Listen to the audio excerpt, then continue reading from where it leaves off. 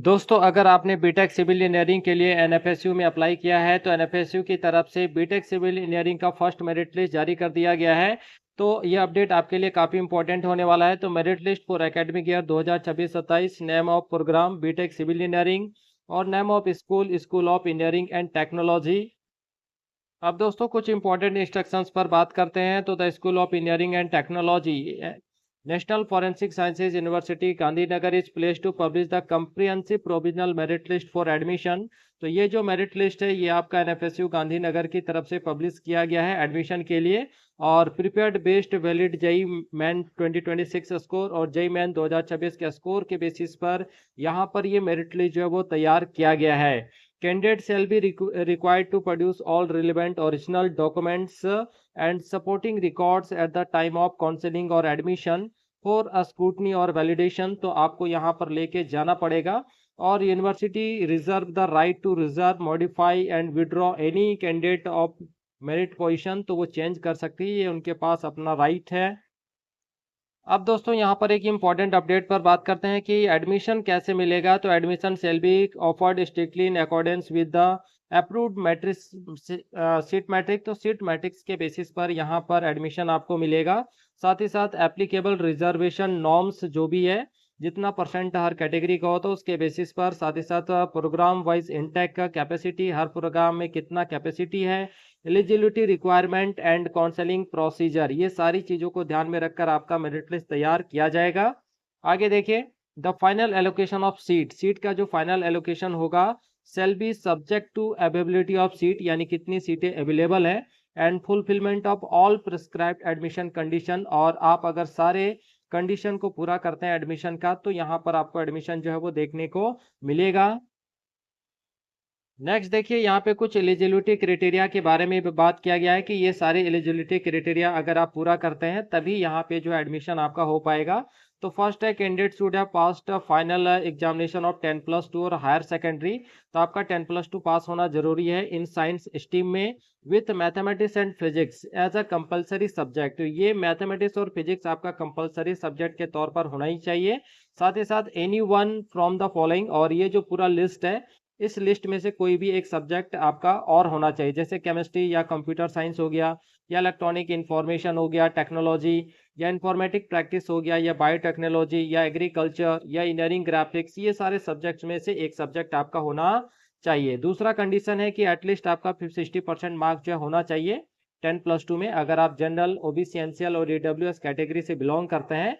और अगर आप एससी एसटी पीडब्ल्यूडी कैटेगरी के कैंडिडेट हैं तो आपका कम से कम 55% मार्क्स जो होना चाहिए, ठीक है। साथ ही साथ 60% marks in mathematics and physics together, और दोनों में मिला के जो है आपका 60% मार्क्स भी होना चाहिए। तो ये पूरा क्राइटेरिया अगर आप पूरा करते हैं तभी आपका एडमिशन जो है यहाँ पर हो पाएगा, ठीक है। तो ये सारा क्राइटेरिया, एलिजिबिलिटी क्राइटेरिया जो आपको फुलफिलमेंट करना पड़ेगा।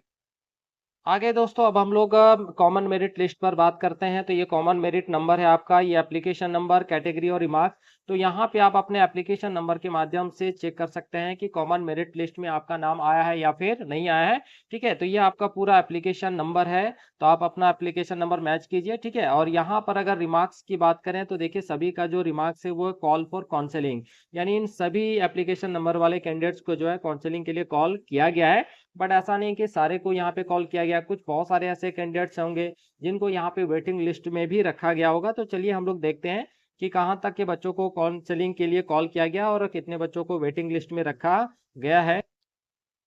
तो आगे हम लोग ये पूरा लिस्ट देखते हैं। तो यहाँ आप देख सकते हैं, और अपना जो भी आपका एप्लीकेशन नंबर है उसे मैच करके देखिए, ठीक है।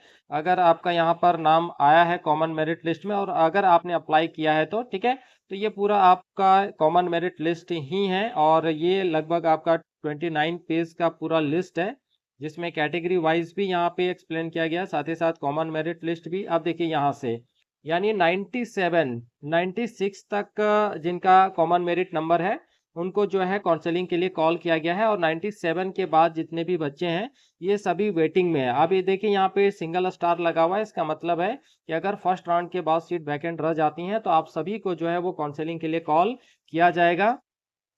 तो यहाँ पे बहुत सारे बच्चे हैं जो वेटिंग लिस्ट के अंदर हैं, तो वो आपको तभी पता चलेगा जब आप अपने एप्लीकेशन नंबर से जो है चेक करेंगे, मिलान कर लेंगे कि हाँ आपका नाम आया है या नहीं आया है, तो counselling for call for counselling के अंदर है रिमार्क्स आपका, या फिर वेटिंग लिस्ट में है, ठीक है। तो ये आप अपने एप्लीकेशन नंबर से मैच करेंगे तभी जो है आपको पता चलेगा। तो वेटिंग लिस्ट बहुत बड़ा है, ठीक है। 96 बच्चों को यहाँ पे काउंसलिंग के लिए कॉल किया गया फर्स्ट मेरिट लिस्ट में, लेकिन उसके बाद जितने भी कैंडिडेट्स हैं यहाँ पे सभी का वेटिंग लिस्ट में है, और वेटिंग लिस्ट में जो कैंडिडेट है उनकी संख्या बहुत ज़्यादा है। आप खुद देख पा रहे होंगे कि देखिए यहाँ पे अभी हम लोग लगभग 474 तक हम लोग आए हैं, है ना। और यहाँ तक सभी बच्चे जो है वेटिंग लिस्ट में 96 के बाद। आगे देखिए यहाँ पे EWS मेरिट लिस्ट है, और यहाँ पे भी आप देखेंगे तो रिमार्क्स में सभी का कॉल फॉर काउंसलिंग ही है, यानी इन सभी बच्चों को काउंसलिंग के लिए कॉल किया गया। लेकिन 109 के बाद आप अगेन देखेंगे तो यहाँ पे वेटिंग है, ठीक है। यानी अगर सीटें वैकेंट रह जाती हैं after the first round of counselling, तो आपको यहाँ पर कॉल किया जाएगा। तो बहुत सारे बच्चे EWS कैटेगरी के अंदर भी वेटिंग लिस्ट में हैं। अब हम लोग यहाँ पे OBC NCL मेरिट लिस्ट में देखते हैं, तो देखिए यहाँ पे भी बहुत सारे बच्चों को काउंसलिंग के लिए कॉल किया गया, लेकिन यहाँ OBC NCL लिस्ट में भी बहुत सारे बच्चे जो हैं वो वेटिंग लिस्ट के अंदर हैं। तो देखिए 188 के बाद जो है सारे के सारे बच्चे वेटिंग लिस्ट के अंदर हैं, ठीक है। उसके बाद अगर हम लोग नेक्स्ट बात करें तो SC मेरिट लिस्ट, तो यहाँ पे SC मेरिट लिस्ट में 4 बच्चों का नाम है। इसके अलावा और भी बहुत सारे बच्चे हैं जो सेकंड नेक्स्ट पेज में हैं, तो ये आप यहाँ पर देख सकते हैं, अपना एप्लीकेशन नंबर मैच कर सकते हैं। जी 46 के बाद सारे बच्चे वेटिंग लिस्ट के अंदर है। उसके बाद ST मेरिट लिस्ट है, जहाँ पे यहाँ पे 2 बच्चे हैं, और इसके बाद फिर यहाँ पे और भी हैं आगे।